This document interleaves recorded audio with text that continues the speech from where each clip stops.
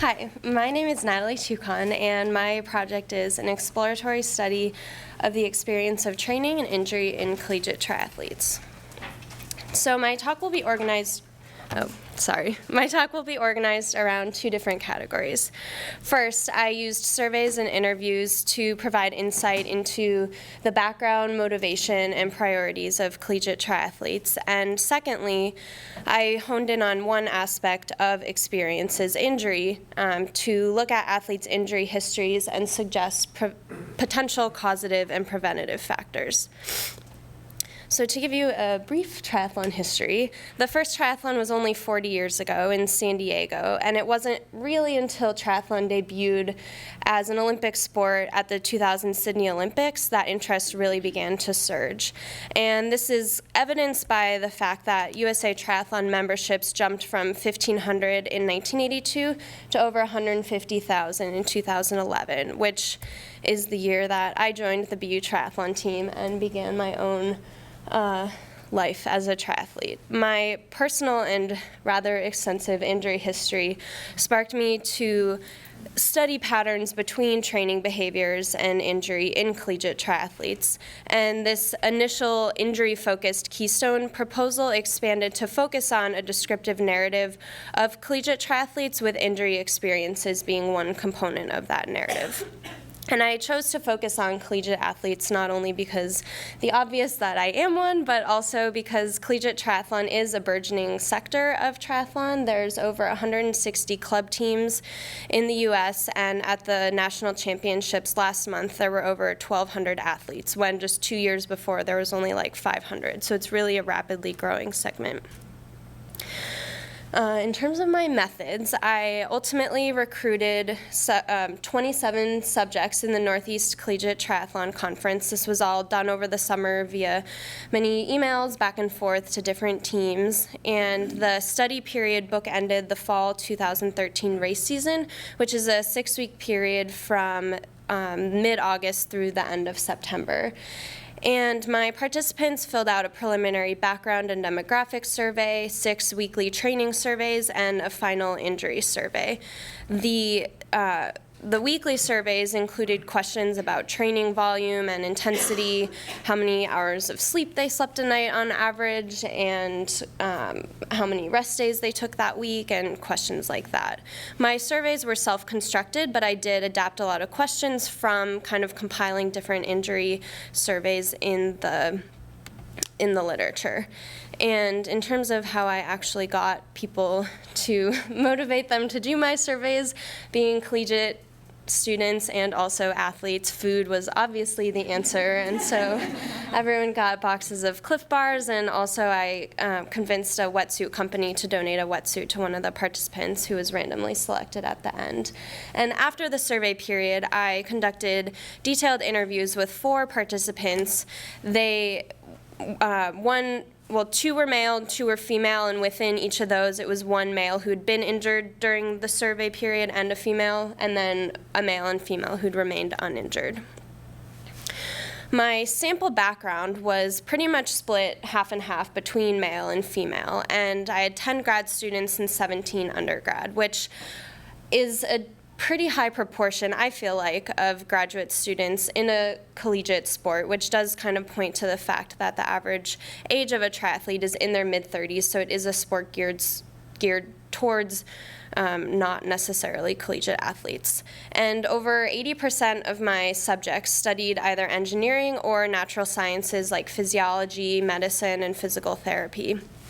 And all except one subject had a substantial athletic background prior to entering triathlon, and the subjects had participated on average for about 2.5 years and had done a total of about 10 races during that time frame.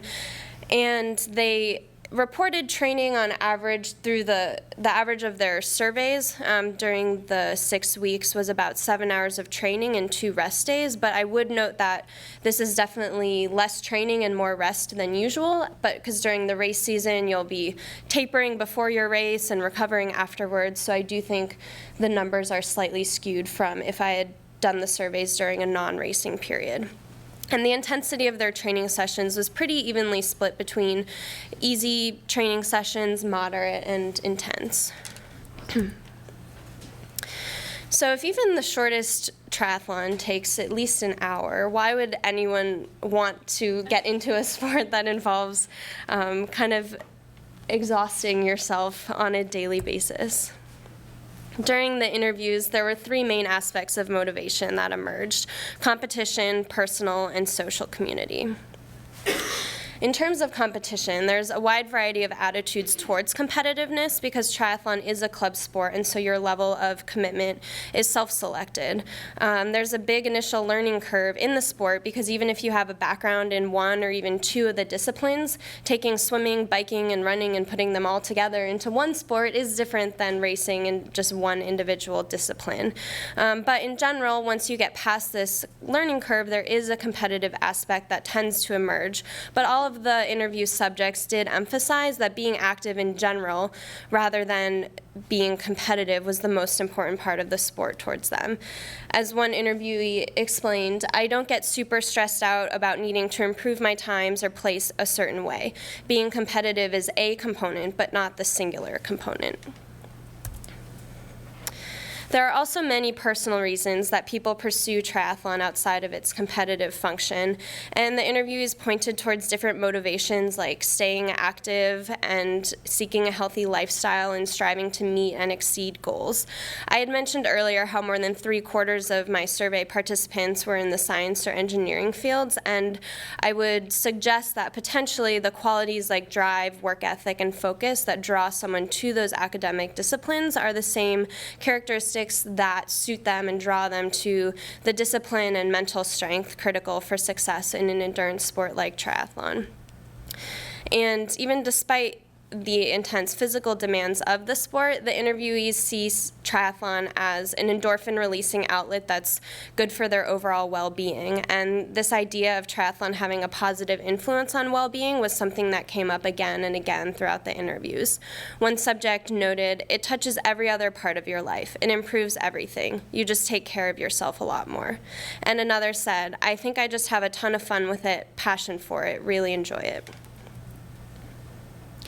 The last big component of motivation that emerged from the interviews was this concept of a social community, that in collegiate triathlon especially, the training community doesn't fill just a training and racing function, but also a big social function. And the interviewees described their teammates as people who have similar personalities and values and who have become their close friends and support system. As you can see from the quote segments here, one interview subject said, "Most of my closest friends, like 75%, are from the tri team. I spend a lot of time with them by virtue of having practice often and hanging out with them socially." And another said, "We're so much more than just teammates and training partners. We're all just a big group of friends." So despite all of these positive benefits of triathlon, it is tough to balance the demands of being a full-time student, balancing academics and athletics and other extracurriculars. And so when asked about how they prioritize triathlon into their lives, the consensus among the interview subjects was that academics are definitely first. They are students first, but that triathlon tends to come second since it fills so many different functions, not just the fact of the training, but also, like I mentioned, that social community and just the personal influence on their well-being. And the prioritization of the actual training load versus the other components of triathlon is flexible depending upon whether it's the race season or the off season and what someone is training for and whether they're going to stay out late on a Friday night and skip the early Saturday morning ride or vice versa. And in general, I would say triathlon is a stress reliever because everyone kept talking about how it gets you away from your desk, away from studying, and just releases endorphins and makes you feel good. And I do think sometimes it can create stress when you're trying to balance it in with all of your other demands, but it's just a matter of keeping the perspective of why you do it and wanting it to be something that is serving you. One subject noted, "I pair triathlon a lot of times with general wellness, and since it is a lot of my social structure, it's also in there with friends." When asked about their favorite part of triathlon, the interviewees echoed their earlier sentiments about their motivation for being in the sport. They said, "Training and racing make me feel great, and that feeling great carries over to the rest of my life. My favorite, the lifestyle. Probably the social thing, and I really like running. It's that challenge of finding a limit and then finding how to get past it. It's really cool." As for their least favorite aspect of the sport, the interviewees all pointed to the cost of triathlon as a frustration. The average triathlete, as I mentioned, is in their late 30s, and the mean income in 2009 of someone with a USAT membership was $126,000. So the sport is not only geared towards adults, but also adults who earn well above the average American income. And full participation in the sport requires initial and continuous investment. One interviewee noted how you start doing triathlons and you need thousands of dollars to spend on equipment, and you've got to maintain that equipment too. And another said between the bike, the race registrations, things like wetsuits, tri-suits, traveling, it gets very expensive.